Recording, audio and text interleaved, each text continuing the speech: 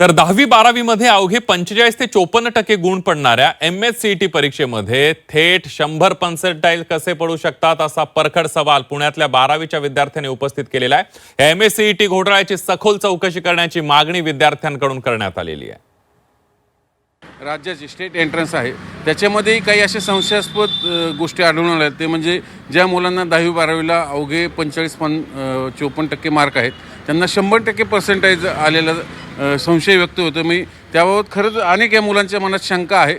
आम्ही मेहनतीने अभ्यास करतो आणि जर असं घोटाळा होत असेल तर आम्ही कसं करायचं, आम्ही कुठून मोटिवेशन, सेल्फ मोटिवेट घराची परिस्थिती बघून आम्ही अभ्यास करतो आणि इथं 10वी-12वीला 45%, 55% वाले COEP सारखे कॉलेज भेटत आहेत त्यांना, मग आमचं कसं व्हायचं? त्यांनी स्ट्रिक्ट अमेंडमेंट्स करायला पाहिजे, कारण याच्यामध्ये जे डिझर्विंग कॅन्डिडेट्स आहेत त्यांचं नुकसान होतं, म्हणजे जे अभ्यास करतात त्यांचं नुकसान याच्यामध्ये आहे आणि जे करत नाही त्यांना असेच कोणतेही कॉलेजेस म्हणजे टॉपचे कॉलेजेस भेटतात आहेत। ह्याच्यामध्ये नक्कीच गव्हर्नमेंटने काहीतरी केलं पाहिजे आणि स्वतः CET सेलने पण याच्यावर स्ट्रिक्ट ॲक्शन्स घेतले पाहिजे। सगळ्या मुलांच्या मनात ती शंका आज घर करून राहिलेली, म्हणून सरकारने यांच्या शंकेचं निरसन केलं पाहिजे। जर तसा घोटाळा होत असेल तर तो तात्काळ थांबवला पाहिजे, अन्यथा यांच्या मेहनतीचा उपयोग काय हा त्यांचा प्रश्न आहे।